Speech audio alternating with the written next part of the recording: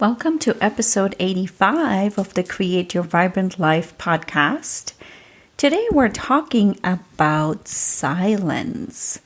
Silencing the mind, silencing the brain, and the benefits of what is possible from silence. So stay tuned. Hello, visionaries. Welcome to Create Your Vibrant Life podcast, where you can create the life you desire by tapping into your inner wisdom. I'm your host, Padma Ali.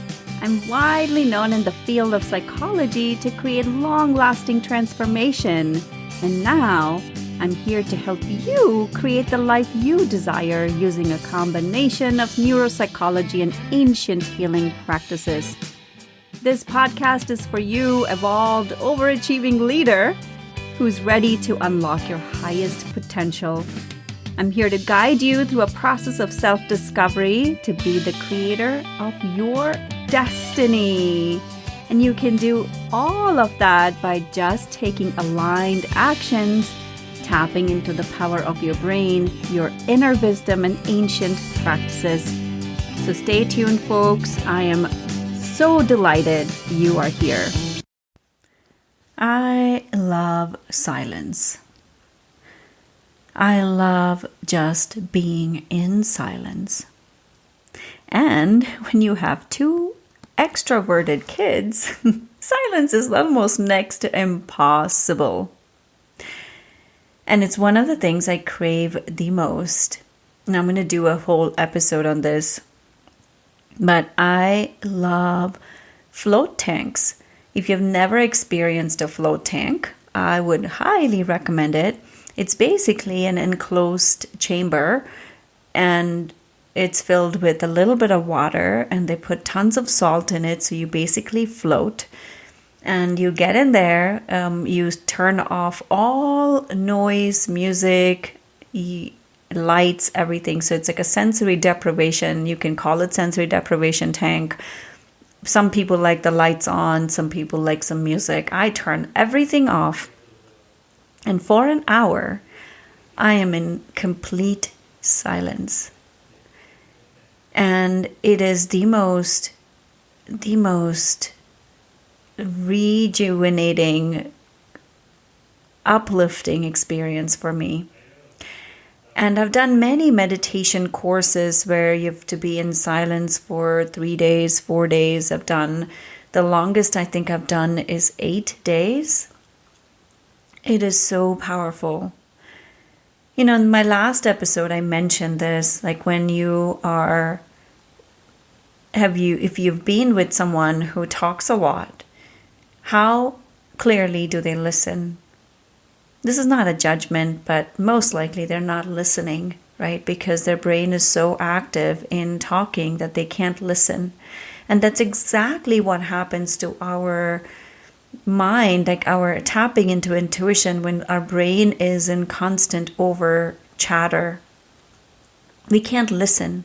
We can't listen to the divine mind. We can't listen to intuition. We can't listen to the consciousness that's flowing through all of us. And it's an invitation to truly listen, because a lot of answers come in silence. And it is really powerful. So I invite you, we're going to talk about the benefits of silence in this episode, but I already mentioned the first benefit is tapping into intuition. That's exactly what happens. Like, you get access to your intuitive mind when you are in silence. For a lot of people, it's very hard because their brain goes in overdrive and the chatter continues it's quite intense for a lot of people.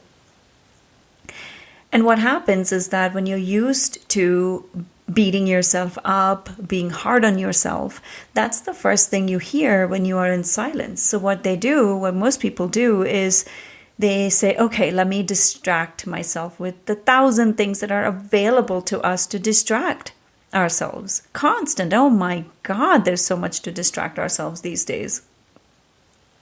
That little device with which you're listening to me right now is probably one of them. The main one that we are constantly, and I am equally have to be very mindful, very, very mindful. It's so easy to pick up my phone and start scrolling random stuff. And especially when sometimes it is hard, like when my kids are just constantly chattering away, or they're having a tantrum, or they're having a hard time. So often I've found myself like picking up my phone, distracting myself, because what's happening in that moment is so painful, or uncomfortable, or it's annoying, or whatever that feeling is in that moment, right? And so it's so easy to distract yourself with all of that.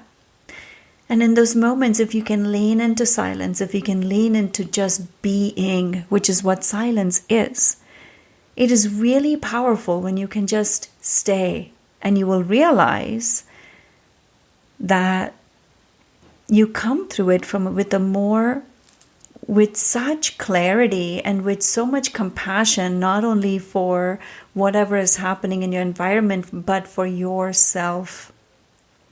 So often when my kids are having a hard time and I'm wanting to do that, and I'm like, no, I'm just going to be with my discomfort in this moment, I have compassion for myself. And when I have compassion for myself, I have compassion for my child who's struggling in that moment.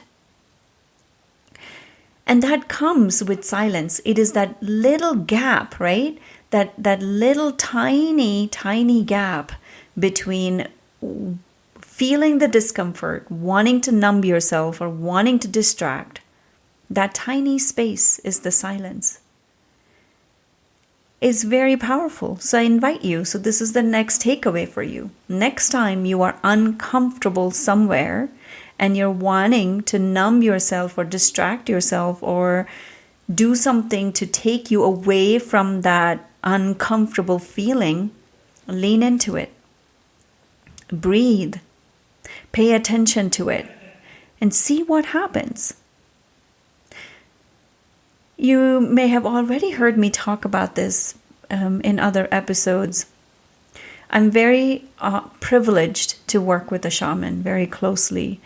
And one of the things he has said is, when you think too much, you make yourself heavy. And when you make yourself heavy, you cannot fly. It is a very powerful sentence if you can just sit with that. When you think too much, you make yourself heavy. And when you make yourself heavy, you cannot fly. So let me ask you this. How heavy do you make your life? With all the overthinking that you're doing, how heavy are you making your life? How much overanalyzing and overthinking do you get into? See, anytime you're getting caught up in your thoughts, it's either about the past, of how you could have, should have done something different, or it's about the future that hasn't happened and may never happen. But we get into so much of this overthinking and overanalyzing. The other times we get into overthinking is when we fear judgment. So often than not, that, oh, what are they thinking about me, right? And that's when all that thought spiraling happens. So silence, when you are in silence, you become aware of your thought patterns. You become aware of how your brain works, and you become aware of the emotions you get caught up into. And I'm going to be doing an episode on managing emotions as well. I'm actually going to do an episode on a guided audio for managing emotions, because this is addictive. Our thoughts are addictive. When we get caught up into that, oh my goodness, what's going to happen? What's going to happen? The worry. It's addictive. So I invite you to find silence. And silence doesn't mean you're reading a book or listening to a podcast or even walking. Sometimes walking is fine, maybe, but like just being, not listening to anything, just paying attention to yourself. Notice what comes up. Like I mentioned, I've done many 4 days, 6 days, 7 days, 8 days silent retreats, and you don't speak the entire time. You don't utter a word to anyone. The first few days are brutal. It is, you become aware of all the discomforts in your body and like how you're thinking and how you're being. And I wanted to run away from myself many times when I've done those retreats. The first 1 or 2 days is like, holy cow, what did I sign myself up for? But you know what? The realizations I've gotten from those silent retreats is that if I want to run away from myself, I wonder what other people would want to do with me, right? If I can't tolerate my own self, how can I have anyone else tolerate me? Or even love me the way I want to be loved? It starts from inside. Those retreats have been so powerful. And the other thing I've noticed, what used to come, it's been a while since I've done any silent retreats. Actually, 7 years since I've had my son. And that's when all the retreats had to stop, or I have stopped them. And I have 2 young children. This is a phase of my life where I'm devoting my time and energy to them, and that's okay. But I find pockets of silence. I don't find these long stretches of silence, but pockets of silence every single day. Sometimes they are a minute long. Sometimes they are 15 minutes long. Sometimes they are an hour long. I don't judge the amount of time I get to spend in silence. I make time for silence because that's when a lot of the inspiration comes through, my intuition comes through. The answers come for questions I'm asking. So going back to the retreat, so one of the things I used to notice right after a retreat like that was how creative I would get. I would get so many amazing, creative, inspiring ideas. Have you considered like why you get inspiring ideas in the shower? Have you ever wondered why? It's because you're in silence. You're not listening to something, you're not overloading your senses. And it is really amazing to witness that. I remember after one such a retreat, it was, in most of those retreats, you're invited to do some volunteer work for the participants, like just to, to give back to the community. And in one such retreat, I was serving food to all the participants. It was one of my duties during that retreat. And it was the end of the retreat. And so we had just broken silence. And I remember, this was so powerful. There must have been like 30, 40 people probably in that retreat. I remembered every person's name. Every person. Oh, it never happened since then.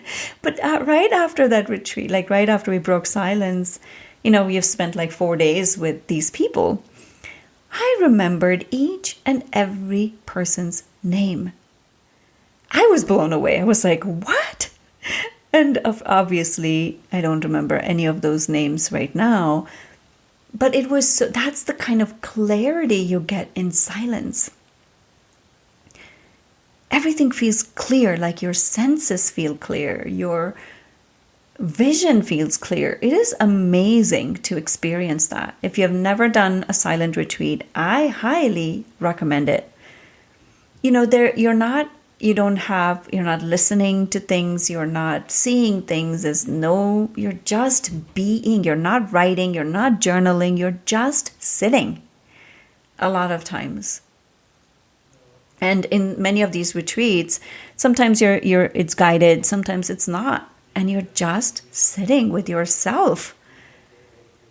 And the more you learn about yourself, the more you can show up in life in your powerful way. You know, we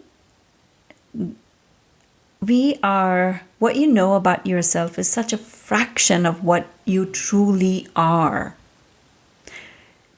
So in silence, especially these long stretches of silence, like even if you're silent for a whole day or 2 days, holy cow, like you find yourself you discover who you are. You have clarity around that. Then just imagine what's possible for you when you know like what you're capable of, what you're here to do.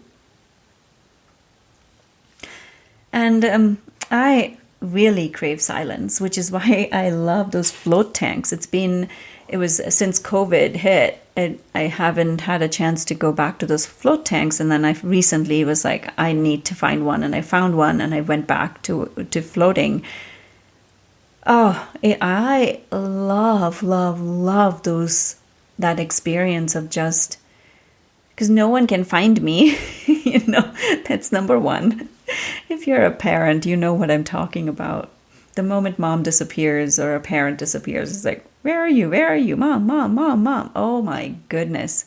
I know it's a short phase, but these are grueling times. And I am so grateful I have them in my life. This morning, as I was dropping my children off at school, we were just talking about my daughter sometimes has very hard time with emotions, and I'm teaching her how to manage those emotions even at this age, because if I can't tolerate it as she gets older, it's going to affect her. So I'm teaching her how she can manage it. And plus, I used to be like that, and it didn't help because it led to a lot of hardships in my life because I couldn't manage my emotions effectively. Now I do, because I trained myself, and it took a lot of years, which is something I'm going to bring back into the podcast of how to manage emotions even more effectively. But as I was talking to her, and we were talking about emotions, and she said something about, how she gets frustrated and how she's very wise. She's only 4, but she's so wise, such a wise soul. And I know why she sometimes has a hard time, because she's such an evolved soul that it's harder for her to be in this physical body at times. So she said something about how she notices I get frustrated with her when she's frustrated, or she's annoyed or upset or whatever. And in that moment, I told her, I'm so grateful you're here, frustration or not, because I would rather have a child who I get frustrated with and who frustrated herself than not have a child. And so even in those moments, having gratitude for whatever is happening, right? And all those things you can access these things in silence. I get a lot of my inspiration for how to parent in silence. This came to me in silence because we had an episode yesterday where I was getting frustrated with her. And at night, I sat with myself about what is going on. Like, how can I help her? And how can I stay patient and in peace no matter what's happening with her? Right? But those answers came to me in silence.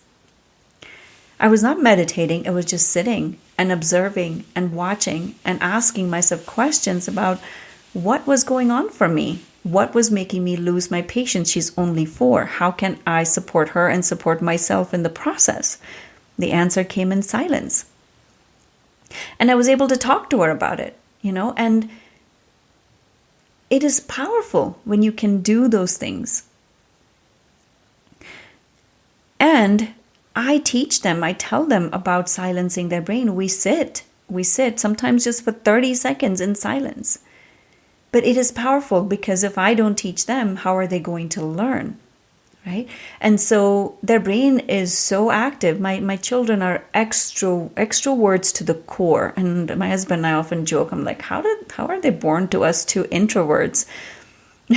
We are quite the introverts. And if you know me in any capacity, you can see like I'm friendly, I'm like very present, but I need my alone time to recover and rejuvenate, like to get back to myself. And that's why I call myself an introvert. I can be around people and all that. It's not that, but I need my alone time. They both love. They love an audience, and it is quite hilarious. Like how they would talk to anyone and everyone. They will talk to anybody. Like you just put a person in front of them and they go chat, chat, chat, chat, chat, chat, chat. And sometimes I'm like, okay, people, let's just take a deep breath and let's not talk for like 2 minutes. So I talk to them about silence. I talk to them about these things. They get whatever they get. They're so young, right? But I'm planting the seed of asking them to be in silence. Like my son can be silent, but he's reading a book or he's doing an activity. My daughter loves to draw and paint and do artwork. That is her silence, and that's fine. They have to find their own ways of being in silence. It is very important to quiet the mind so that you can hear the higher consciousness. You can hear the higher level of thinking. You can hear your intuition. So my invitation to you is to sit in silence for 10 to 20 minutes a day. Just stillness. You can sit in nature if you want, but sit in silence. It may be hard to do at first, but you will find so much benefits. And seriously, don't take my word for it. Just do it and discover the benefits for your own self. And like I said, when I first started doing this, even in the retreats, the first 2 days were brutal. But it is so powerful when you can cross that. And similarly, when you're sitting in silence for like 10 minutes, 20 minutes, it's brutal in the beginning. But you will learn. It is a training. It is the training of the brain. You have to train your brain and your mind to work with you. There's so many benefits you will discover on your own, like creativity, inspiration. It's healing. It reduces stress. And you will be quite thankful when you start doing it. And I invite you to sit in silence when you decide to do it. No matter what's happening, just sit. And one way that I found very powerful is to sit still, because your body will start itching. Something will happen. You'll want to scratch your nose. You'll want to scratch your head. Sit still. Observe. Notice what you do, because how you do one thing is how you do everything. And so, if you're finding yourself trying to distract yourself or like kind of, scratch that itch, where else in your life are you doing that when things get hard? Notice. It's beautiful. So, that's the only piece I'm going to leave you with. Be still. Still your body, still your mind, and notice what happens. All right. Oh, and the last piece I want to leave you with is sitting in stillness is not a 10-minute, 20-minute activity that you do. It is how you can stay in stillness no matter what's happening throughout your day. Have I mastered it? No. Not at all. But I have set my intention to master being in stillness in my mind, no matter what's happening. When my child is throwing a tantrum, when she is having a hard time, or when my son is like asking for my attention and I want to be still, can I still be still in my mind? Can I still maintain that level of silence in my mind as I'm interacting with the world? That's the bigger goal that I have right now. And I invite you to do the same. You will be amazed at the power of stillness. So with that, my friend, I am going to conclude this episode. Please share with your friends and family. Please, please, and please leave a review. If you have found value, please leave a review, because together we can reach more people in the world. And together we can uplift the vibration of this world. And the world needs you and me together. So thank you for being here. Thank you for being a loyal listener. And I will catch you in the next episode. Thank you so much for listening. I have a request for you. If you found value, chances are that your friends and family will too. So if you can leave a positive review on iTunes, it will help reach so many more people. And if you have any topics or questions you would like me to feature, please send them to support@padmaali.com. And lastly, please share your takeaways and breakthroughs with me on Instagram @Padma Ali. Thank you so much for tuning in.